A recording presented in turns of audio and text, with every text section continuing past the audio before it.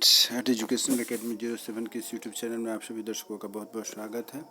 आज हम लोग चर्चा करने जा रहे हैं कि बीएड सेकेंड ईयर के जो प्रशिक्षु हैं उन लोगों के लिए मैंने सभी पेपर्स के लिए जो जनरल पेपर है उसके guest question, important question, VVI question को डाल दिया हूँ और जो पेडागोजिकल पेपर है 7B का उसको मैं डालने जा रहा हूँ। तो इसी सिलसिले में आज की वीडियो हम लोग चर्चा करेंगे। आज के वीडियो में हम लोग Hindi pedagogy, Sanskrit pedagogy, English pedagogy तथा होम साइंस पेडागोजी के बारे में चर्चा करेंगे।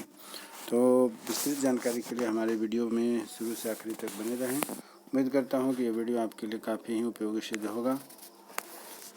वीडियो को शुरू से आखिरी तक देखें और देखने के बाद अपने मित्रों के साथ अधिक से अधिक शेयर करें जो आपके साथ बीएड या अन्य कंपटीशन एग्ज़ाम की तैयारी कर रहे हैं, जो कि शिक्षा और रोज़गार से जुड़ी हुई बातें हैं उनके लिए।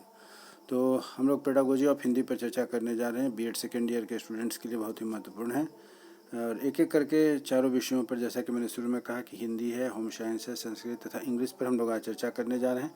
उम्मीद करता हूं कि आज का वीडियो आपके लिए बहुत ही उपयोगी होगा। चलिए आगे बढ़ते हैं। पहला प्रश्न कहता है कि हिंदी शिक्षण में मूल्यांकन की विधियों एवं उसके महत्व पर प्रकाश डालें। मूल्यांकन की अवधारणा को स्पष्ट करें तथा इसके सभी प्रकार को भी बताएं। किसके बारे में कहा जा रहा है? मूल्यांकन के बारे में कहा जा रहा है। फिर से सुनिएगा। क्वेश्चन नंबर 1 है कि हिंदी शिक्षण में मूल्यांकन की विधियों एवं उसके महत्व पर प्रकाश डालें तथा मूल्यांकन की अवधारणा को स्पष्ट करें। इनके सभी प्रकार को भी बताएं। नंबर 2 क्वेश्चन कहता है कि हाई स्कूल स्तर पर हिंदी गद्य शिक्षण के महत्व पर प्रकाश डालें तथा उसके पाठ्य योजना तैयार करें। हाई स्कूल स्तर पर हिंदी गद्य शिक्षण के महत्व पर प्रकाश डालें तथा उसकी पाठ्य योजना तैयार करें। क्वेश्चन नंबर 3 है टिप्पणी लिखने के लिए। टिप्पणी, इसमें से आपको जो 4 प्रश्न लिखने के आते हैं टिप्पणी। तो टिप्पणी नंबर 1 कहा जाता है कि कंप्यूटर से भाषा अधिगम, बी में है कि भाषा प्रयोगशाला, सी में है कि श्रव्य दृश्य सामग्री, 4th में है लिंगुआ फोन, ई में है आपका सस्वर तथा मौन वाचन, एफ में है कि हिंदी में पाठ्य पुस्तक की आवश्यकता। तो इस प्रकार आप देख रहे हैं कि टिप्पणी आपको जो यहाँ दिया गया है 6 हैं। इस 6 में से आपको 4 अटेम्प्ट करने हैं। उम्मीद करता हूँ कि ये 6 आप अच्छे से तैयार कर लेंगे, जिससे कि आपका टिप्पणी संबंधित कोई प्रश्न नहीं छूटेगा। प्रश्न नंबर 4 कहा जाता है कि हिंदी भाषा अध्यापक में कौन कौन सी विशेषताएँ हों। हिंदी भाषा अध्यापक में कौन कौन सी विशेषताएँ हों, यह भी बताएं कि एक हिंदी भाषा शिक्षक के रूप में प्रश्न पत्र निर्माण करते समय किन किन बातों का ध्यान रखना आवश्यक है। एक हिंदी भाषा अध्यापक में कौन कौन सी विशेषताएं हों तथा यह भी बताएं कि एक हिंदी भाषा शिक्षक के रूप में प्रश्न पत्र निर्माण करते समय किन किन बातों का हमें ध्यान रखना चाहिए। प्रश्न नंबर 5 कहा जाता है कि सूक्ष्म शिक्षण से क्या आशय है तथा पुनर्बलन कौशल पर आधारित एक सूक्ष्म शिक्षण पाठ्य योजना तैयार करें। सूक्ष्म शिक्षण से क्या आशय है, पुनर्बलन कौशल पर आधारित एक सूक्ष्म शिक्षण पाठ्य योजना तैयार करें। छठा प्रश्न है कि शिक्षण सहायक सामग्री उपकरण से क्या अभिप्राय है। शिक्षण सहायक सामग्री उपकरण से क्या अभिप्राय है। भाषा शिक्षण में उसकी आवश्यकता एवं महत्व पर प्रकाश डालें। भाषा शिक्षण में इसकी आवश्यकता एवं महत्व पर प्रकाश डालें। तो इस प्रकार आप देख रहे हैं कि 6 प्रश्नों का यह जो आज का पेडागोजी ऑफ हिंदी है वह पूरा हो गया है और अब हम आगे बढ़ने जा रहे हैं कि नेक्स्ट हमारा है pedagogy of home science. Pedagogy of home science पर हम लोग फोकस करते हैं। यह भी 6 प्रश्नों की सेट हैं तथा इसमें 40 नंबर के प्रश्न आते हैं, जिसमें कि 10 नंबर असाइनमेंट का होता है तथा 3 घंटे का यह पेपर होता है।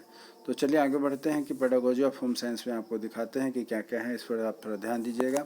प्रश्न संख्या 1 कहता है कि गृह विज्ञान शिक्षण की प्रमुख शिक्षण विधियां बताएं तथा प्रायोगिक कार्यों का गृह विज्ञान शिक्षण से क्या महत्व है। प्रश्न नंबर 1 है कि गृह विज्ञान शिक्षण की प्रमुख शिक्षण विधियां बताएं तथा प्रायोगिक कार्यों का गृह विज्ञान शिक्षण से क्या महत्व है। प्रश्न नंबर 2 है कि मूल्यांकन से आप क्या समझते हैं। मूल्यांकन से आप क्या समझते हैं। गृह विज्ञान में प्रयोगशाला के महत्व की विवेचना करें। गृह विज्ञान में प्रयोगशाला के महत्व की विवेचना करें। गृह विज्ञान शिक्षण के विभिन्न प्रकार के मूल्यांकन की विवेचना करें तथा मूल्यांकन की अवधारणा को विस्तार से समझें। गृह विज्ञान शिक्षक के विभिन्न प्रकार के मूल्यांकन की विवेचना करें तथा मूल्यांकन के उपकरणों का विस्तृत वर्णन करें। क्वेश्चन नंबर 3 जो है कि आप देखिएगा, क्वेश्चन नंबर 3 जो है वह टिप्पणी पर आधारित है। कुछ महत्वपूर्ण टिप्पणियों के टॉपिक दिए गए हैं, आप तैयार कर लीजिएगा। उम्मीद करता हूँ इससे आप किसी भी प्रश्न को अधिक से अधिक मैच करना चाहिए। पहला प्रश्न है कि पाठ्य योजना के बारे में बताएं। नंबर 2 है कि सूक्ष्म शिक्षण के बारे में बताएं। नंबर सी है प्रदर्शन विधि।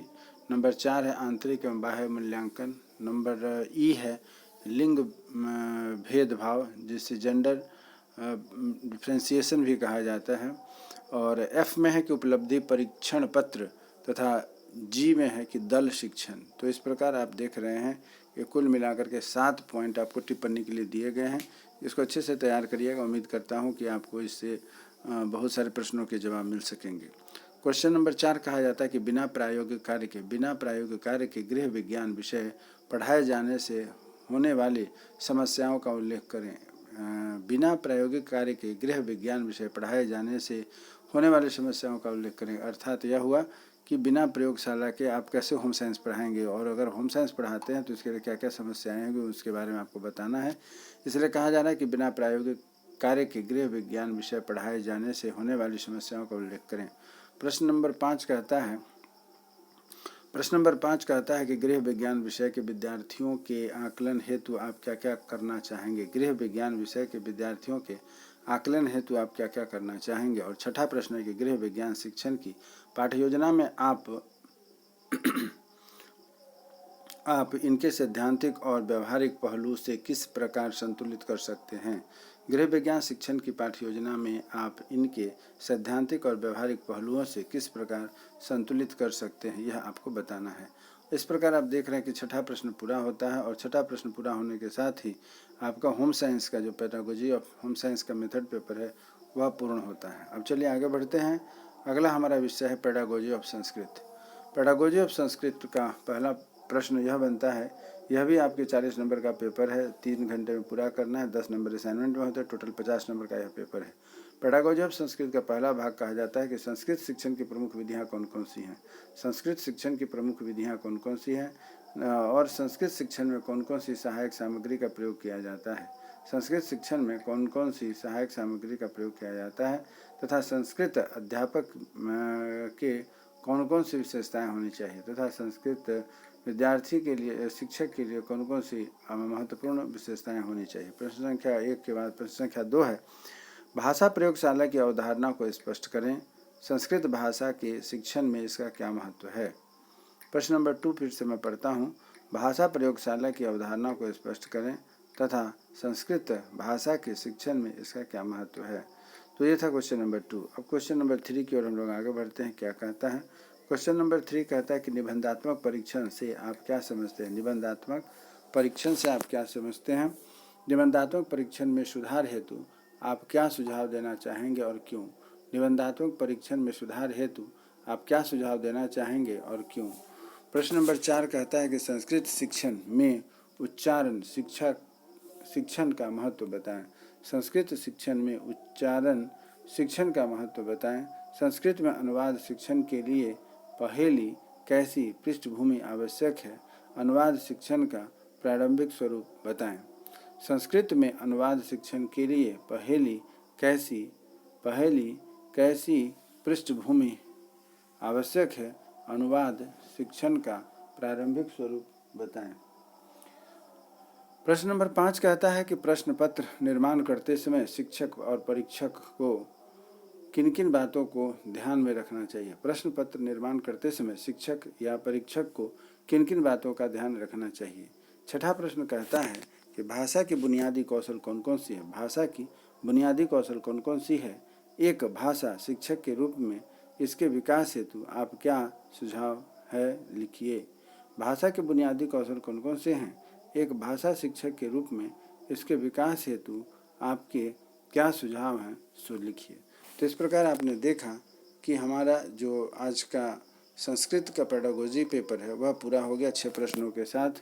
उम्मीद करता हूं कि आपको यह जो पेडागोजिकल पेपर का जो गेस्ट दिया जा रहा है आपको निश्चित रूप से अच्छा लग रहा होगा तथा आपके लिए उपयोगी होगा। आपके आने वाली परीक्षाओं से इसका पता चलेगा। और लास्ट जो हम लोग पढ़ने जा रहे हैं वह pedagogy of English. Pedagogy of English में भी सेम कंडीशंस है। 40 नंबर की थ्योरी पेपर होंगी, 10 नंबर असाइनमेंट में होते हैं और आपको 3 घंटे में पेपर लिखना है। आपके सेकेंड ईयर के जो स्टूडेंट हैं, आप जो सेकेंड ईयर के स्टूडेंट हैं, आपका पहला पेपर यही है। 7B का है पेडागोजी ऑफ इंग्लिश। डिस्कस